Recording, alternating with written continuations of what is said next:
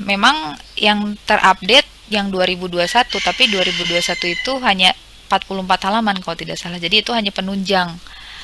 Ya, tetap apa namanya?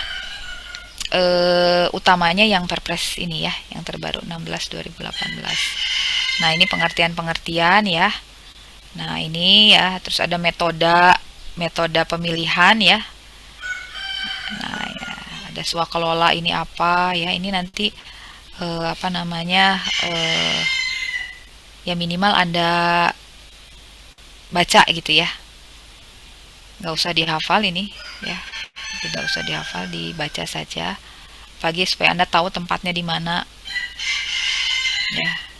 Ya sedikit kalau pertanyaan kan biasanya nanti berapa persen misalnya nilai jaminan ini. Nah, ini kan ada di tempatnya di mana nih jaminan.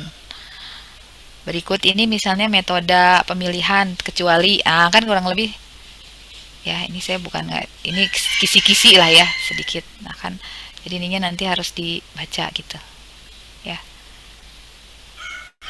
Nah, ini ya. Nah, sekarang kita masuk ke kemarin kita di e-tendering ya, sekarang kita masuk ke e-purchasing ya. E-purchasing. Nah, ini sedikit dulu teori ya, kemarin e-procurement dan e-purchasing ya. Jadi kalau digambarkan dalam bentuk diagram ya, kebutuhan suatu barang atau jasa pemerintah itu dilakukan terdiri dari dua metode gitu. Ya, metode yang pertama itu adalah melalui swakelola ya. Jadi kalau swakelola itu dilaksanakan sendiri. Jadi pemerintah itu untuk mengadakan suatu barang atau untuk mengadakan suatu jasa itu metodenya bisa melakukan melalui swakelola, artinya dikerjakan sendiri atau bisa dengan melalui pihak ketiga yaitu penyedia ya. Nah, swakelola itu seperti apa? Jadi misalnya kalau pemerintah Polban misalnya untuk memenuhi kebutuhan jasa landscape misalnya ya. Nah, kemudian misal gitu. Dia misalnya apa namanya melakukannya misalnya dengan swakelola gitu. Karena barangkali misalnya memiliki UPTPP gitu misalnya ya. Di sana ada pihak gitu ya yang bisa melaksanakan ya dilaksanakan saja sendiri gitu. Atau misalnya kalau barang misalnya perbaikan alat ya alat lab ya ini bisa dilakukan swakelola dikerjakan saja oleh teknisi. Nah, ini tuh maksudnya swakelola ya, dikerjakan sendiri ya. Nah, ini kalau memang Polban ya karena pemerintah ya sama dengan instansi pemerintah lainnya. Jadi untuk memenuhi kebutuhan barang jasa itu bisa dilakukan dengan swakelola. Nah, swakelola itu kriteria pekerjaannya apa saja ada di dalam Perpres ya. Anda bisa baca. Nah, kemudian yang kedua adalah dilaksanakan dengan melalui pihak ketiga atau dengan penyedia. Di mana penyedia ini ya ada yang masuk kategori apa namanya pelelangan dan non lelang ya.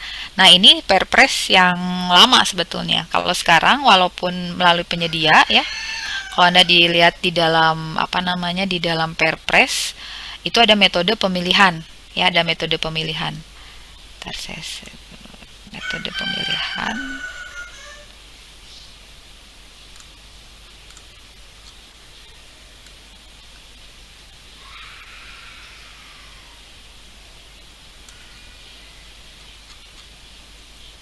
Nah, ini ya metode pemilihan. Nah, ini tipe-tipe swakelola yang Anda bisa baca nanti di dalam Perpresnya. Ke metode.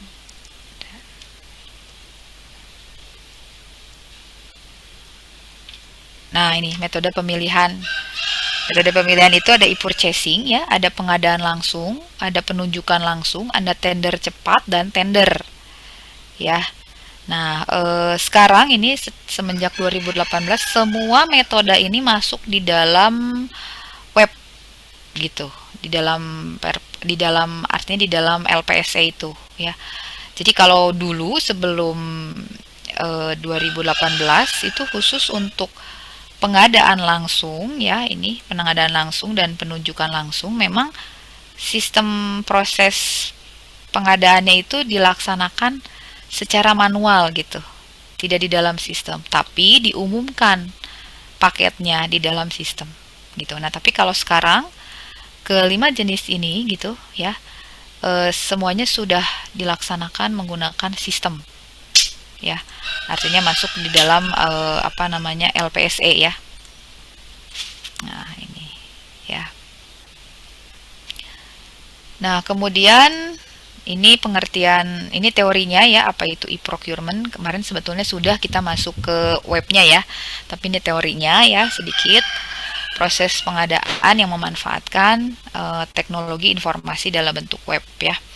Ini definisi e-procurement dari berbagai apa namanya sumber ya. Nanti ini saya share ya, ini apa teorinya ya. Kemudian latar belakang ya, latar belakang ini kemarin juga sudah ya, latar belakang kenapa kita e-procurement itu ya. Ya jadi apa namanya kalau yang terbesarnya karena memang apa Indonesia ini mengalami kasus korupsi ya gitu ya yang cukup besar ya diakibatkan dari PBJ ini gitu. Kemudian juga untuk apa namanya pemerintah kita ke arah good governance gitu ya. Jadi apa namanya itu dua hal sebetulnya yang pokok yang melatar belakangi kenapa dilaksanakan IPROK ya. Ini sebetulnya kita sudah bahas ya minggu kemarin ya. Nah, kemudian tujuan e-procurement ya, tujuan e-procurement yang pertama meningkatkan transparansi dan akuntabilitas ya. Ya, kenapa transparan? Karena kan memang sekarang apa namanya semua penyedia, semua peserta itu bisa mengikuti proses pengadaan gitu ya. Jadi artinya apa namanya di layanan webnya tadi gitu semuanya bisa mengakses ya, baik peserta tendernya gitu ya, artinya pihak yang terlibat dalam proses pengadaannya, baik pun kita sebagai masyarakat gitu ya, sehingga kita bisa memantau. Anda kan kemarin kita sudah lihat ya, masuk ke webnya LPSE Anda bisa memantau sampai Anda tahu pemenangnya siapa ya satu tender itu gitu ya. Artinya apa? Artinya dari situ apa namanya transparansi ya. Kalau dulu saat konvensional ada suatu tender misalnya 100 jenis paket misalnya paket tender itu masyarakat tuh itu nggak tahu pemenangnya siapa gitu. Pokoknya ada yang mengerjakan, bahkan ada dulu disebut apa namanya istilah tuh apa namanya tender apa tender bayangan ya. Jadi tendernya ada tapi pemenangnya tidak ada. Nah, sempat dulu seperti itu karena kan tidak transparan. Nah, kalau sekarang dengan e-procurement ini ya apa transparansi gitu ya, meningkatkan transparansi dan akuntabilitas. Kemudian yang kedua memenuhi kebutuhan akses informasi yang real time. Ya real time ya, jadi bisa diakses ya di apa namanya di dalam teknologi ya. Jadi Anda menggunakan laptop, menggunakan handphone ya, menggunakan gadget yang lainnya gitu. Itu dapat mengakses informasi yang real time ya. Itu Anda sebagai masyarakat, baik pun mereka-mereka sebagai pihak yang terlibat dalam proses pengadaan. Ya. Kemudian yang ketiga meningkatkan akses pasar dan persaingan usaha yang sehat. Ya, jadi akses pasar dan persaingan usaha yang sehat. Kenapa? Karena kalau dulu konvensional setiap ada proses tender di Polban misalnya ya di Bandung, itu pasti pesertanya itu kan pasti yang akan mengikuti adalah Bandung dan sekitarnya gitu. Kenapa? Karena mereka akan memasukkan dokumen penawaran. Sementara kan biayanya besar, ya kan? Kalau mengirim misalnya dari Kalimantan, dari Jakarta, Surabaya ya. Nah, sehingga apa? Sehingga paket-paket tertentu itu hanya mendapatkan peserta yang daerahnya itu aja gitu. Nah, sehingga dengan e-proc ini meningkatkan akses pasar gitu ya. Dan persaingan usaha yang sehat ya. Kemudian yang keempat mendukung proses monitoring dan audit. Nah, kalau dengan e-proc ini ya karena bisa diakses semua data yang dimasukkan di dalam sistem, ini akan mempermudah proses monitoring dan audit. Tentu monitoring bisa dilakukan oleh kita ya sebagai masyarakat, tapi untuk audit memang ada inspektorat auditor ya yang setiap tahunnya biasanya akan melakukan proses pengawasan terhadap proses pengadaan. Kalau dulu saat masih konvensional, dokumen-dokumennya itu kan disimpan ya di gudang ya, Kita kalau sekarang misalnya kita mau lihat pengadaan tahun 2012, tinggal buka aja aksesnya. Bisa dilihat ya, auditor bisa mendownload semua instrumen yang sudah diupload gitu ya di dalam eh, LPSE tadi ya. Nah, ini artinya dengan IPROK ini kita bisa mendukung proses monitoring dan audit ya. Kemudian yang terakhir adalah memperbaiki tingkat efisiensi. Ya tadi ya, karena paperless, kemudian karena hemat waktunya ya. Tentu ini meningkatkan tingkat efisiensi proses pengadaan ya. Nah, itu ya, ini tujuan e-procurement. Nah, kemudian ini manfaatnya ya, manfaat bagi ULP artinya pihak yang melaksanakan proses pengadaannya ya. Kemudian ini ya, mendapatkan penawaran yang lebih banyak ya, tadi mempermudah proses administrasi ya, proses administrasi terutama dalam mengevaluasi. Kalau dulu karena konvensional itu dokumen itu oleh panitia pengadaan atau oleh Pokja ini, ULP ini dicek satu persatu gitu ya, artinya dalam bentuk dokumen. Nah, kalau sekarang dalam bentuk soft file kan. Nah, yang lebih rumit nanti ketika melaksanakan koreksi aritmatik terhadap proposal harga ya. Nah, kalau dulu ya ngeceknya Anda kan mungkin sudah dapat mata kuliah QS ya. Nah, cara membuat RAB. Nah, kalau ngeceknya dulu tuh memang kita mengecek print out misalnya. Pemerintah itu WLP ini mengeceknya print out. Nah, kalau sekarang Excel ini kan kita terima gitu. Nah, tinggal double klik kan bisa kelihatan betul tidak perkalian formula di dalam Excelnya. Nah, ini akan mempermudah proses administrasi bagi si pihak WLP atau pejabat pengadaan ini ya. Kemudian yang terakhir adalah mempermudah pertanggungjawabannya, proses pengadaannya. Nah, dulu kadang-kadang WLP PP ini sering diburuk sangkai. Bahasanya aneh ya. Diburuk sangkai ya. Jadi tiba-tiba yang menang itu, wah itu kenapa, karena saudaranya misalnya seperti itu ya. Kalau sekarang karena setiap tahapan itu kita transparan siapa pemenangnya, dia gugur karena apa, itu disampaikan di dalam web. Nah, sehingga itu juga jadi artinya mempermudah pertanggungjawaban WLP ya sama PP ya. Jadi artinya tidak lagi diburuk sangkai gitu ya.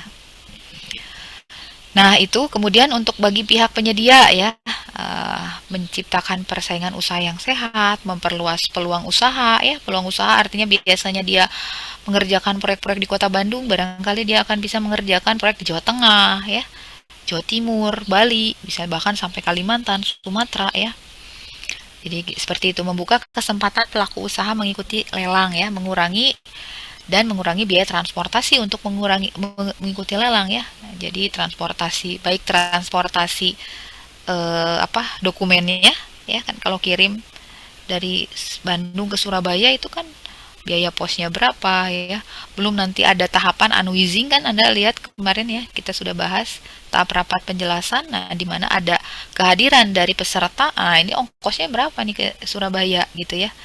Nah, kalau sekarang karena unwizingnya chat ya, pakai chatting gitu ya. Jadi tidak harus saat unwizing itu peserta itu pergi ke Surabaya misalnya seperti itu ya. Nah, kemudian bagi masyarakat ya, memberikan kesempatan masyarakat luas untuk mengetahui proses pengadaan ya. Ini kita sebagai masyarakat bisa mengetahui ya.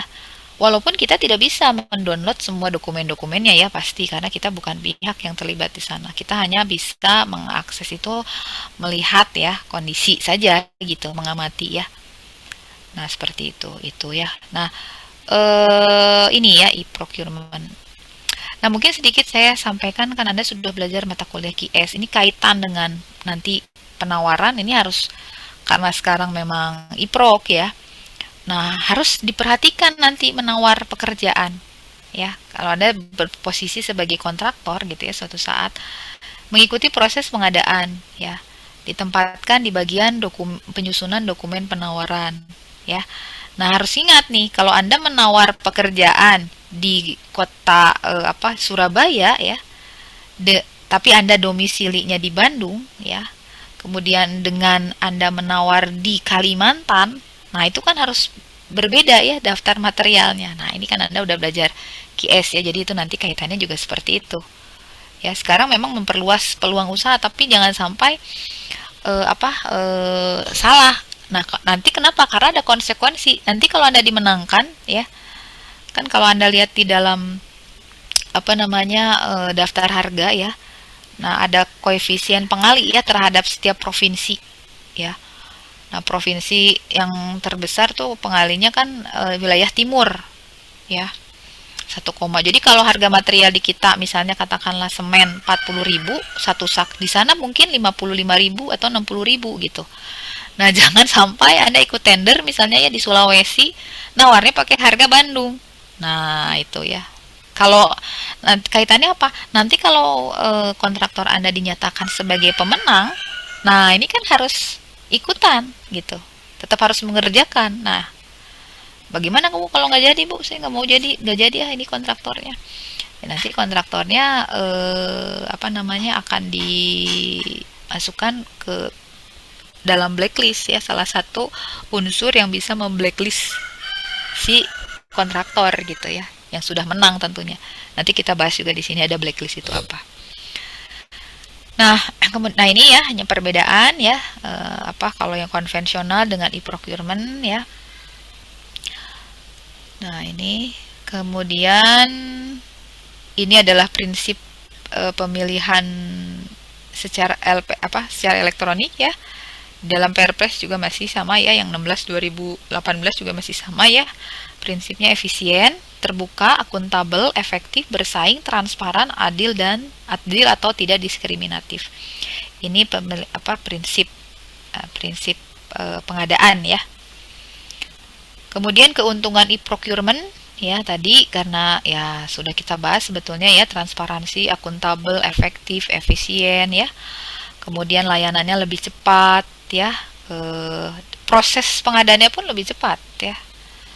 Kalau dulu satu paket pengadaan itu kita bisa melaksanakan itu 3 bulan ya. Kalau sekarang ada tender cepat, bahkan hanya 3 hari sudah ada pemenangnya gitu ya. 1 minggu sudah ada pemenangnya. Kalau untuk pengadaan-pengadaan yang kompleks memang bisa sampai 1 bulan ya. Tapi itu better dibandingkan dulu 3 bulan ya untuk melaksanakan proses pengadaan ini. Nah, ini ya, kemarin kita sudah bahas e-procurement-nya tuh dua-duanya sekarang elektronik ya. Jadi sudah ada e-tendering ya. Yang masuk kategori e-tendering tentu e-lelang, e-seleksi kalau untuk konsultan ya. Kemudian lelang cepat, seleksi cepat ya. Kemudian pengadaan langsung sekarang juga sudah masuk ya di dalam elektronik ya, sistem pengadaan langsung, penunjukan langsung pun ya. Pengadaan langsung dengan penunjukan langsung berbeda ya. Kalau pengadaan langsung itu minimal pesertanya akan ada 2 peserta. Dan maksimal paket pengadaannya itu kalau untuk konstruksi adalah 200 juta. Kalau untuk jasa konsultansi itu 50 juta. Dan pengadaan langsung ini dilaksanakan oleh pejabat pengadaan. Jadi sendirian. Ya, sendirian. Nah, kemudian kalau penunjukan langsung ini dilaksanakan oleh WLP gitu, ya. Dan nilainya tidak dibatasi. Kalau mau 1 miliar boleh, 2 miliar ya. Tapi dan penunjukan langsung berarti kan kepada satu pihak. Boleh menunjuk satu pihak, boleh. Selama memenuhi kriteria. Nah, kriterianya apa saja ada di dalam Perpres. Ya, Anda bisa baca kembali kriteria metode yang dibolehkan dilaksanakan metode pemilihannya dengan cara penunjukan langsung. Ya. Kemudian berikutnya lagi, ini kita masuk sekarang materinya adalah e-purchasing dan e-katalog. Ya, nanti setelah ini ya, ini kita bahas teorinya ya. Ini LPS kemarin kita sudah bahas ya. Kemudian jadi LPS dulu banyak ya, sekarang menginduk kepada kementerian-kementerian yang terkait ya. Kalaupun misalnya institusi misalnya di bawah Kemendikbud, tapi dia yang sudah berbadan hukum ya. Nah, kemudian ini ada lagi metode penyampaian dokumen. Ini metode penyampaian dokumen ya, ini ada klarifikasi sedikit ya dari tayangan ini. Ini metode penyampaian dokumen ya. Jadi dokumen ini nanti kita kaitkan dengan dokumen ya, nanti ini ya Anda perlu tahu saja dulu ya, tapi nanti saya jelaskan lagi. Ada penyampaian satu file ya, dua file ya, dan ada dua tahap sebetulnya ya, dua tahap ya. Ini penyampaian dokumen ya. Ini proses tahapan pengadaan ya. Ini kelebihan tadi, tetap kelebihan IPROK. Nah ini walaupun IPROK memiliki kelebihan, tapi memang IPROK juga memiliki kekurangan ya. Kekurangannya memang penyedia barang atau jasa ini banyak yang belum memahami aplikasi IPROK ya. Sehingga kalau peserta tender itu ya perlu belajar gitu ya. Tapi memang kan sekarang banyak ya peserta tender itu kan divisinya itu sudah lebih ini ya, tingkat pendidikannya, sehingga sebetulnya sekarang sih tidak sulit lagi gitu ya, karena softwarenya tidak terlalu sulit ya. Kalau dulu mungkin awal-awal karena awal jadi belum tahu. Kalau sekarang yang sudah biasa melaksanakan proses pengadaan dengan aplikasi pengadaan itu sudah sangat terbiasa gitu ya. Kemudian yang kedua, tingkat kelalaian. Nah, ini yang paling utama sebetulnya. Tingkat kelalaian. Kelalaian itu maksudnya apa, Bu? Karena kan udah diakses ya. Sekarang itu handphone itu bisa mengakses proses pengadaan ya.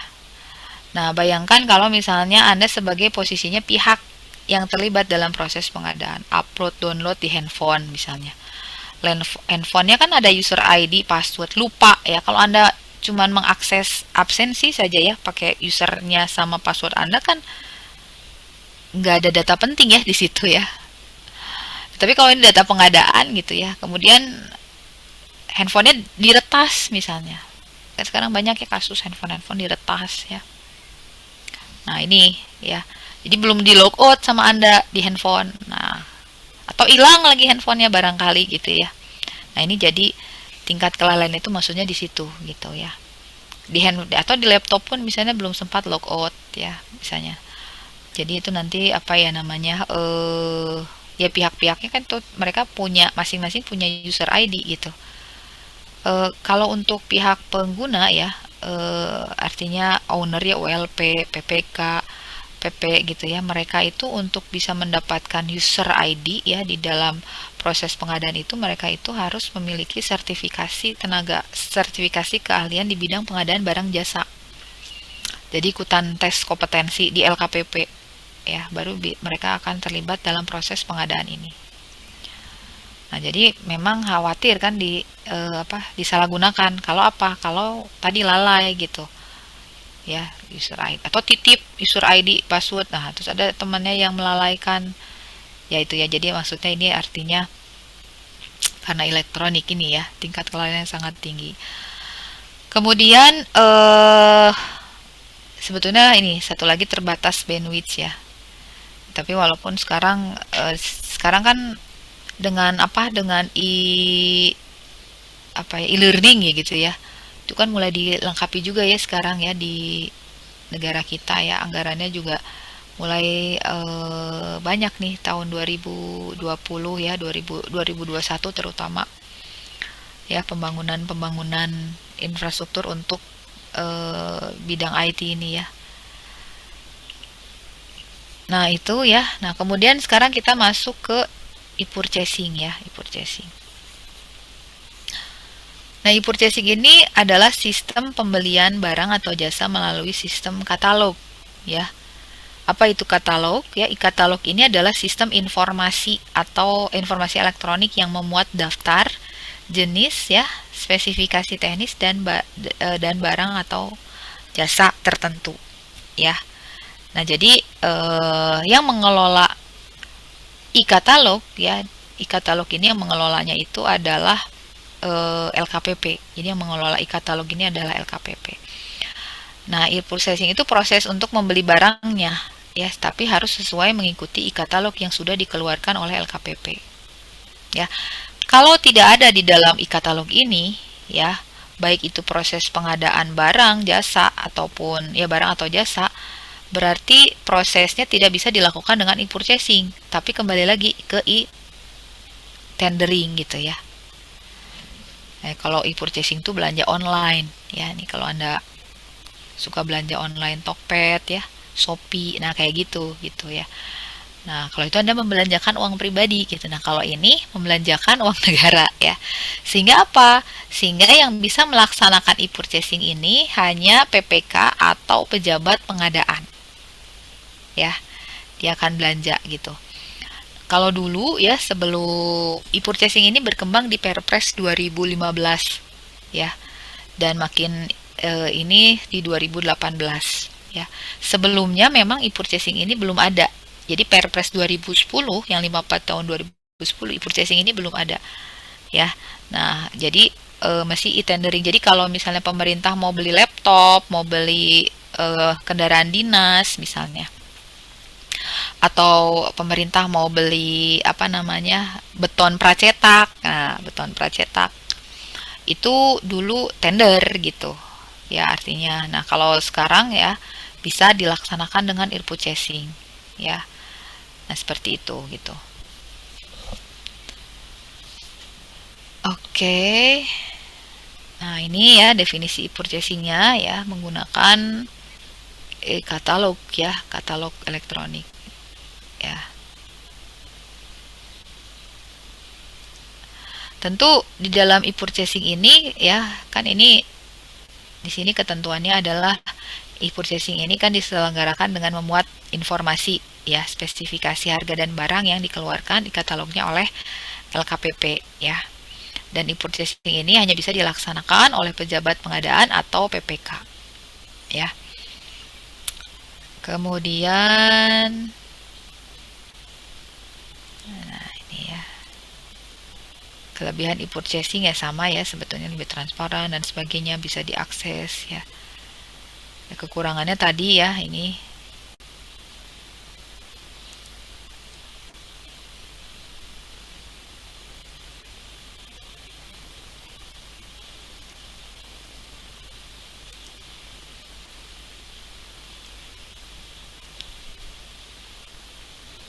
Nah ini ya katalognya oleh LKPP. Jadi nanti supplier-supplier ya pabrikan yang memang dia memiliki apa yang ini bekerja sama ya. Jadi nanti dilaksanakan kerjasama dengan LKPP ya. Jadi memang biasanya harga-harga di dalam e-katalog ini harganya memang di bawah sedikit pasaran gitu. Jadi sedikit lebih murah ya di sini. Nanti tinggal PPK ya pejabat pengadaan atau pejabat lainnya yang ditunjuk tentunya oleh pemerintah tertentu bisa melaksanakan apa namanya e-purchasing ini.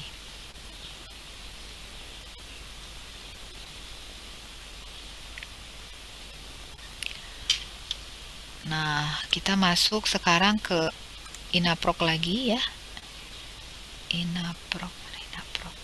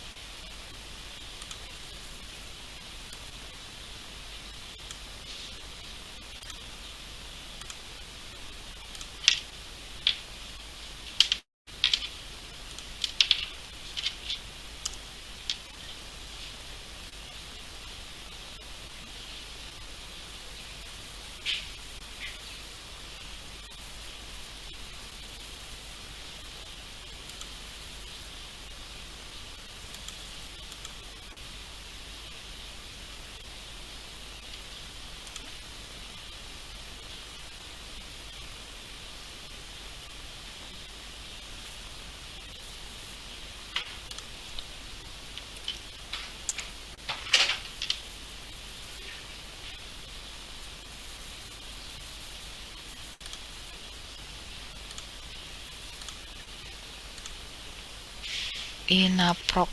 Nah, ini. Ya, oke. Nah, ini kemarin kita kan sudah ya di Inaprok, LPSE. Nah, ini di sini ada daftar hitam ya. Oh, ini satu lagi dulu. Ini kan kemarin sudah tender ya. Terus RUP. Nah, RUP itu rencana umum pengadaan. Ya, jadi rencana umum pengadaan ini tugas yang membuatnya itu adalah PA KPA. Ya, nanti kita bahas di pihak yang terlibat ya. Di sini RUP, kemudian di sini LPSE, kemudian daftar hitam ya. Nah, ini daftar hitam tuh seperti ini ya. Jadi ini terintegrasi gitu ya. Jadi nanti kalau terdaftar di sini ya tentu terintegrasi tidak bisa mengikuti proses pengadaan ya pemerintah ya selama 1 sampai 2 tahun tergantung kesalahannya ya. Makanya dia dimasukkan daftar hitam ini ya. Tentu tidak bisa mengikuti proyek-proyek pemerintah gitu artinya. Tapi kalau proyek swasta ya bisa ya dia ya. Tapi terkait dengan proyek pemerintah, kalau Anda ini ya cermati, memang untuk bidang infrastruktur ya, artinya bidang konstruksi, ini sebetulnya negara kita itu setiap tahunnya itu mengalokasikan ya untuk konstruksi itu 1.200 sampai 1.500 triliun ya.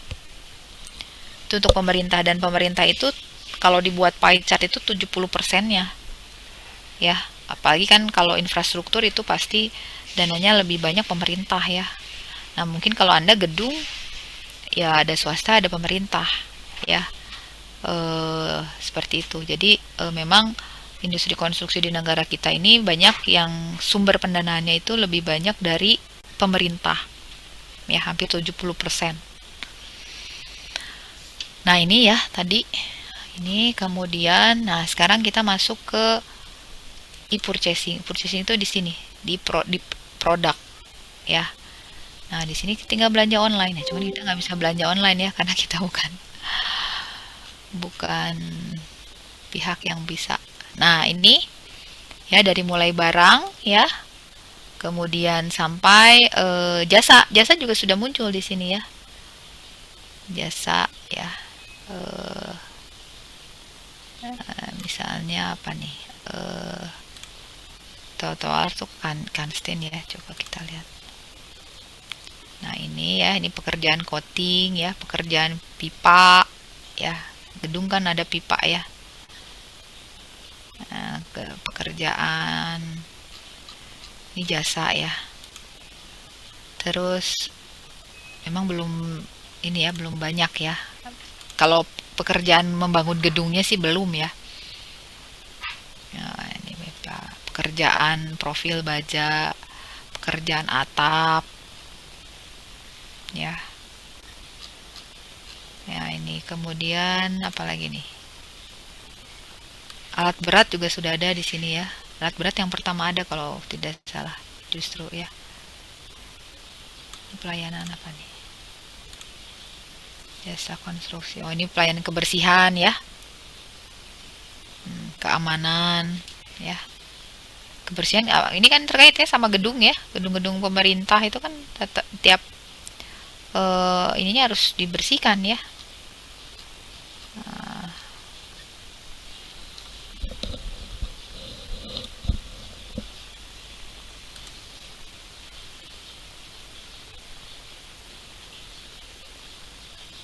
Marka marka JJ ya, tapi buat inilah supaya tahu ini marka. Kemudian pracetak, kalau nggak salah ada ya pracetak di mana ya?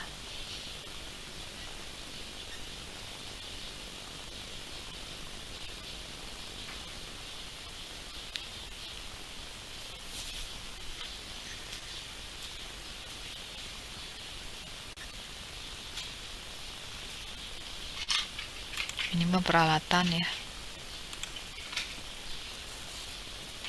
Furniture ya ini. Barang.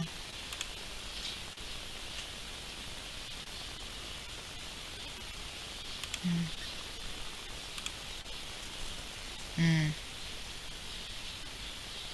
Kalau rumah, sudah bisa nih. Ini jasa kan? tapi tentu tertentu ya kalau rumahnya klaster, bukan rumah ini lebih ke rumah apa namanya layak huni ya. Jadi rumah-rumah yang tentu rumah yang sumber pendanaannya dari pemerintah ini ya. Artinya biasanya apa dikembangkan oleh Perumnas gitu ya.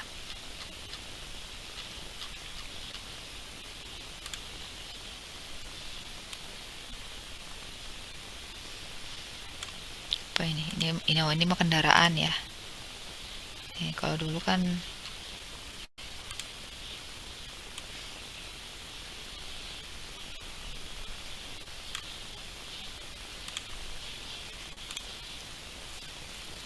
hmm, ya laptop juga ada di sini ya. Ini barang masuk kategorinya ya. Jadi dia berarti belanja online.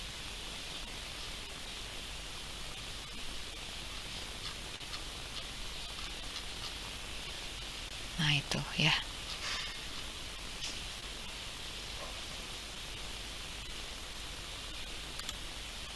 Sampai sini dulu ada yang ditanyakan sebelum saya masuk ke materi yang lain. E-purchasing sudah selesai. Ada yang ditanyakan dulu? Silahkan. Bu, izin bertanya, Bu. Ya, silakan Dani. Izin bertanya mengenai Juksung, Bu, atau Apa? ditunjuk langsung. Oh, ya. Betul. Juknis. Iya, itu, Bu. Itu Mm-mm. tuh dipilihnya sama siapa, Bu?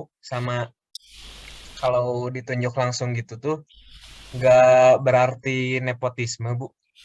Kayak, Oh, maksudnya metode penunjukan langsung gitu ya? ya, Pertanyaannya, oke. Itu aja pertanyaannya, Dani. iya, Bu. Oke. Selanjutnya siapa? Azri, silakan. Apakah suara saya terdengar, Bu? Saya dengar, silakan. Izin bertanya, Bu. Untuk di web LPSE itu kan bisa diakses oleh orang-orang gitu. Mm-mm. Jadi udah tadi transparansi. Untuk data-datanya juga bisa diakses atau enggak, Bu? Terus Mm-mm. biasanya kalau auditor kan punya tiba-tiba punya data atau inputan gitu ya, Bu. Itu dari mana ya, Bu? Mm. Terus yang kedua, saya mau nanya terkait daftar hitam. Misalnya daftar hitam di lembaga Kementerian PUPR misalnya. Terus apakah daftar hitam itu tuh hanya di PUPR saja atau di yang lain juga gitu? Sudah, terima kasih. Ya, oke. Oke ya, yang pertama tentang penunjukan langsung ya. Nah, ini penunjukan langsung sebetulnya ada kriterianya di dalam Perpres ya. Jadi kalau yang melaksanakan proses penunjukan langsung itu tidak boleh dilaksanakan eh, ada kriterianya gitu ya di sini. Nah, di sini ada kriterianya ya. Mana sih?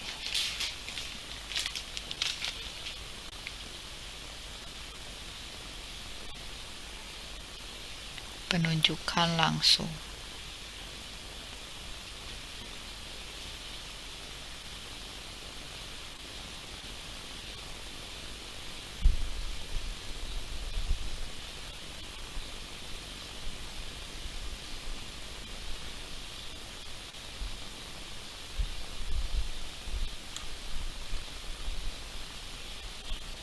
Nah, ini kriteria apa? Kriteria penunjukan langsung. Ya. Jadi penunjukan langsung itu boleh dilaksanakan untuk kriteria tertentu. Nah, kriterianya itu apa? Nah, kriteria yang boleh dilakukan penunjukan langsung, kriteria paket pekerjaan yang mendadak. Ya, penyelenggaraan penyiapan kegiatan yang mendadak untuk menindaklanjuti komitmen internasional yang dihadiri oleh presiden atau wakil presiden. Kemudian untuk barang atau jasa yang sifatnya rahasia, itu boleh dilakukan secara penunjukan langsung untuk kepentingan negara gitu ya. Kemudian pekerjaan, kalau untuk kaitannya dengan pekerjaan konstruksi, ini pekerjaan konstruksi bangunan yang merupakan satu kesatuan sistem konstruksi dan satu kesatuan tanggung jawab atas resiko kegagalan bangunan. Ya, ini diminta untuk dilaksanakan secara penunjukan langsung. Nah, kemudian barang atau pekerjaan yang hanya disediakan hanya oleh satu pelaku usaha yang mampu. Jadi kalau kita sudah tahu pelaksananya itu memang hanya satu kontraktor yang bisa mengerjakan pekerjaan tersebut, ya satu saja dia. Artinya apa? Dia memiliki hak paten. Ya, jadi si kontraktornya itu memiliki paten terhadap pekerjaan tersebut. Ya, apa seperti paten Sosrobahu ya kemarin dimiliki oleh kontraktor apa itu BUMN ya. Nah itu dia memang hanya dia yang memiliki. Nah kalau untuk pekerjaan gedung tuh dulu untuk pondasi sarang laba-laba itu dulu ya, dulu masih hanya segelintir ya, bukan segelintir bahkan cuma satu yang punya dulu. Tapi sekarang sudah ada muncul ya beberapa kontraktor yang bisa melaksanakan atau apa suppliernya pihaknya itu sudah bekerja sama nempel dengan kontraktornya. Nah, itu sudah tidak bisa lagi dilaksanakan secara penunjukan langsung gitu ya. Tapi khusus untuk mereka yang memiliki teknologi gitu ya. Makanya kan sekarang lagi gencar juga ya kita ada hak cipta. Nah, itu kaitannya nanti seperti itu. Jadi kalau misalnya nanti suatu pekerjaan konstruksi hak ciptanya itu dipegang atau patennya hanya dipegang oleh satu pihak tertentu ya sudah ada yang bisa mengerjakan itu pihak hanya itu saja ya sudah tidak usah dilaksanakan secara apa namanya tender ya bisa dilakukan oleh penunjukan langsung karena dia yang punya teknologi itu ya tadi yang saya sampaikan teknologi untuk pekerjaan jembatan itu ada paten utama karya nah maaf nah itu ada apa dia punya teknologi nah dia kalau jenis jembatan yang menggunakan seperti itu bisa apa namanya menunjuk kontraktor tersebut ya tentu dengan ini ya tentu dengan apa namanya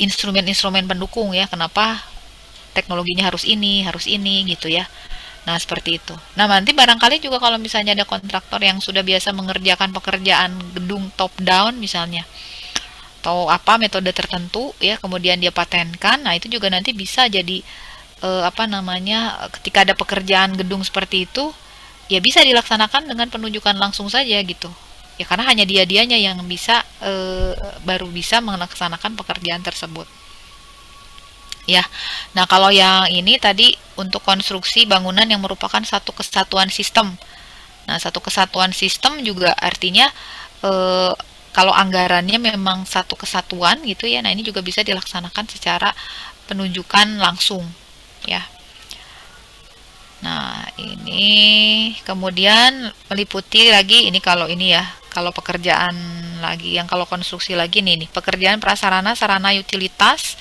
di lingkungan perumahan bagi masyarakat berpenghasilan rendah yang dilaksanakan oleh pengembang yang bersangkutan ya ini juga masuk ke pekerjaan yang dilaksanakan ditunjuk langsung ya si kontraktornya gitu ya nah ini tadi hak paten ya nah pemegang hak paten atau pihak yang mendapatkan paten nah ini ya paten itu tidak harus jasa konstruksi ya tapi apa barang juga bisa ya kan barang juga ada paten Anda kalau mengembangkan suatu IT tertentu itu bisa dipatenkan dan itu bisa mahal jangankan IT untuk yang ini ya game saja wah ibu jadi ke game tapi benar ya game juga ada ya ini kalau Anda mengeluarkan misalnya ya game tertentu Anda patenkan ya kan ya ini ya besar ya nah kemudian apalagi ya tadi itu ya jadi siapa tadi Dani ya nah jadi kriterianya seperti itu yang boleh dilaksanakan dan ini tidak terbatas biayanya kalau mau 2 miliar 3 miliar 20 miliar tapi memang kategori pekerjaannya memang kriteria khusus yang artinya bisa dilaksanakan dengan penunjukan langsung itu dibolehkan ya tidak seperti pengadaan langsung ingat ada penunjukan langsung ada pengadaan langsung jangan ketukar nih kalau penunjukan langsung tuh nunjuk ya satu pihak tapi kalau pengadaan langsung ya itu minimal pesertanya hanya 2 minimal ya maksimal pesertanya 3 peserta ya jadi pesertanya ya kalau nggak 2 3 gitu ya nah itu hanya untuk pekerjaan-pekerjaan ya yang nilainya di bawah 200 juta kalau untuk konstruksi kalau untuk konsultansi di bawah 50 juta dan itu kalau pengadaan langsung dilakukan oleh pejabat pengadaan jadi dia sendirian ya tapi kalau penunjukan langsung tetap dilaksanakan oleh Pokja. Jadi minimal 3 orang. Ya bisa 5, bisa 7 tergantung tingkat kompleksitas paket pengadaannya. Ya. Nah, itu untuk penunjukan langsung dan pengadaan langsung ya. Kemudian berikutnya lagi tadi pertanyaannya Azri ya. Nah, saya sedikit share screen lagi LPSE-nya ya. Nah, ini ya. Nah, ini kan kita masuk sekarang LPSE LPSE PU LPSE yang melaksanakan proses pengadaan jasa konstruksi itu, dan yang paling banyak itu kan LPSE PUPR ya. Nah, kita kunjungi ke sini ke PUPR. Nah, kita sebagai warga masyarakat itu tidak bisa mengakses semua data yang ada di dalam web ini. Ya. Jadi nanti ada data-data yang diupload di dalam sistem ini. Ya, nanti saya akan jelaskan sekarang ya presentasi berikutnya. Jadi tidak bisa mengakses mendownload semua dokumen-dokumen. Kita sebagai yang bisa mengakses itu hanya yang memiliki akses login. Nah, ini login. Nah, itu kan ditanya, Anda loginnya sebagai apa? Penyedia. Kalau penyedia berarti Anda sebagai kontraktor atau konsultan yang ingin ikut proses tender ini. Tapi kalau non penyedia, berarti dia adalah pihak WLP tadi, WLP atau pejabat pengadaan atau Pokja. Artinya ini pihak owner, ya pihak owner. Nah, dia punya log akses di sini. Jadi login nanti dia login aja tulis di sini penyedia misalnya. Ya, nah kan dia minta user ID, kita nggak punya ya. Makanya Anda tidak bisa mengakses data-data di sini, dokumen-dokumen ya. Nah, ke back lagi. Oke, nah itu. Jadi tidak bisa. Nah, kita sebagai masyarakat hanya bisa mengakses ini. Ya. Kita hanya bisa mengakses apanya? Kita hanya bisa melihat proses pengadaan. Nah, dalam proses pengadaan itu, misalnya sekarang kita masuk ke pengadaan tahun 2000 berapa nih, tahun 2000 ini jenis konstruksi saja ya, pekerjaan konstruksi tahun anggarannya misalnya 2020 kan sudah dilaksanakan. Kita ambil gedung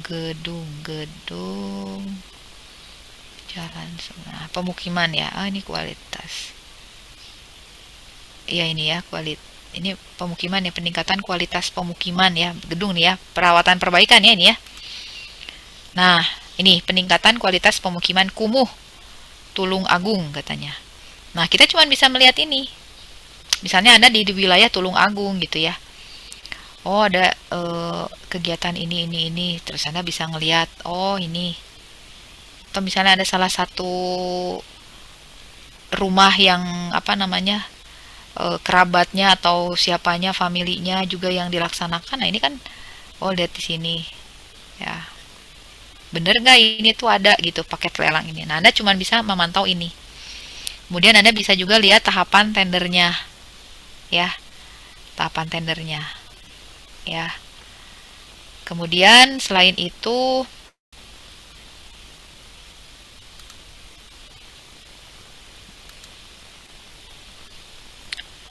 Anda bisa lihat lagi mana tadi? Ini nih pesertanya ya. Ini Anda bisa lihat nih pesertanya. Nih. Nah, tuh. Anda bisa tahu, oh pesertanya 120 peserta ini ya. Barangkali kontraktornya teman Anda ikut misalnya, tapi kok nggak muncul di sini? Nah, itu kan aneh. Harusnya muncul ya di sini gitu, barangkali seperti itu. Ya, kalau masyarakat kan kita cuma bisa memantau saja gitu ya. Nah, kemudian di sini gitu ada harga penawaran. Oh iya benar, harga penawaran saya segini. Anda bisa tahu harga koreksinya. Nah, ini harga terkoreksi, ini harga yang dikoreksi oleh Pokja ini. Jadi nanti saya jelaskan di materi sekarang ya. Berikutnya ada tentang dokumen penawaran, pemilihan, dan dokumen kontrak. Apa itu bedanya? Nah, ini ada isian harga terkoreksi. Harga terkoreksi ini ya, Excel RAB yang dicek oleh pejabat pengadaan, atau kalau ini kan Pokja ya, kan nilainya 41M. Ini. Jadi bisa berbeda kan? Nah, tuh. Ini 632, ini 557 ya.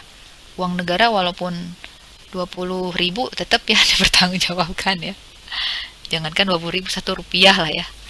Nah, ini harga terkoreksi maksudnya ya. Kemudian hasil evaluasi. Nah, bisa diketahui hasil evaluasi alasannya ya. Kemudian Anda bisa tahu pemenangnya. Ya, pemenangnya ini. Pemenang berkontraknya ini ya.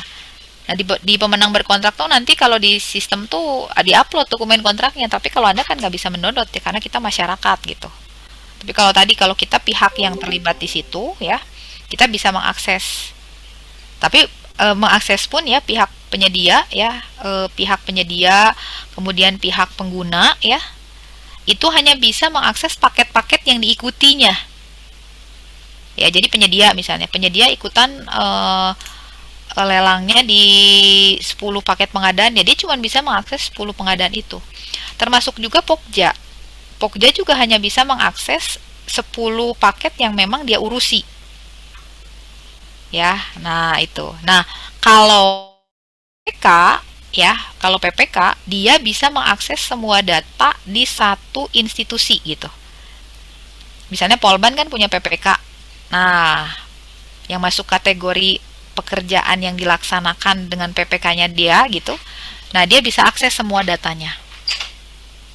Ya, misalnya Polban punya 3 PPK, ada PPK barang ya. Kalau barang ya dia hanya bisa mengakses barang, konstruksi ya dia hanya bisa mengakses konstruksi. Nah, kalau sepolban siapa yang bisa mengakses? KPA, kuasa pengguna anggaran. Ya, Direktur Polban. Nah, dia bisa mengakses semua paket pengadaan yang ada di Polban. Tapi dia nggak bisa mengakses semua paket pengadaan yang ada di ITB misalnya, Unpad, nggak bisa. Masing-masing punya aksesnya. Nah, siapa yang bisa mengaksesnya? Polban iya, ya apa namanya ya apa Unpad iya, misalnya ITB iya, yaitu Pak Menteri. Gitu, ya.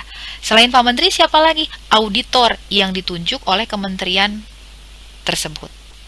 Kan kita tuh kementerian tuh punya inspektorat. Ya, tiap tahunnya diaudit. Nah, mereka itu jadi auditor. Ya, jadi kalau Anda kerja di inspektorat tuh ngapain ya kerja di inspektorat misalnya? Mereka salah satu pihak yang mengawasi ya segala pelaksanaan yang dilakukan oleh kementerian tersebut gitu. Ya. Ya, jadi sebatas hanya bisa mengakses ini. Ya, jadi auditor tuh bisa mengakses semua ya, dia ditunjuk gitu ya.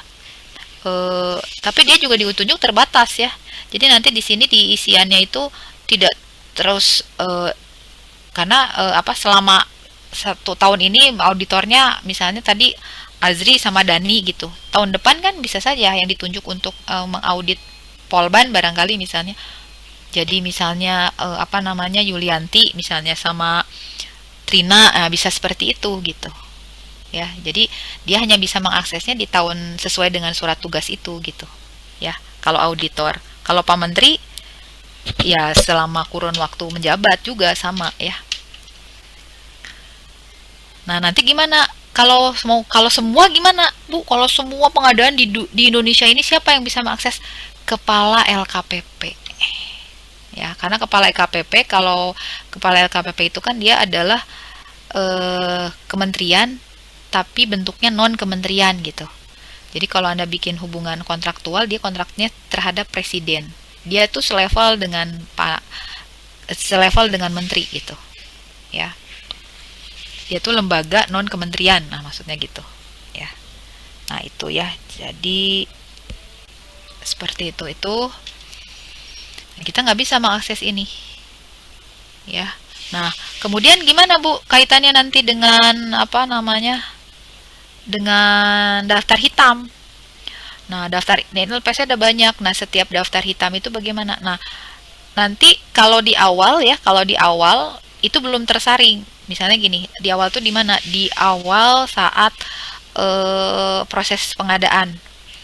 Jadi walaupun pihak-pihak yang terdaftar di daftar hitam ini bisa ikutan, tapi nanti setelah penentuan pemenang kan di sini nanti ada penentuan pemenang ya. Kalau Anda lihat kan di sini. Nah, ini nih. Nah, ini nih pemenang ya. Nah, nih. Mana ya? Nah, pengumuman pemenang ya, penetapan pemenang. Nah, nanti pas saat penetapan pemenang, ya, kalau misalnya PU mau mengumumkan misalnya pemenangnya PT AB gitu, tapi PT AB itu sedang dalam masa eh, apa itu ini apa daftar hitam, dia nggak bisa ngeklik netapin pemenangnya di situ di dalam sistem. Nah, jadi sia-sia sudah tuh si PT AB itu ikutan tender di sini ya, karena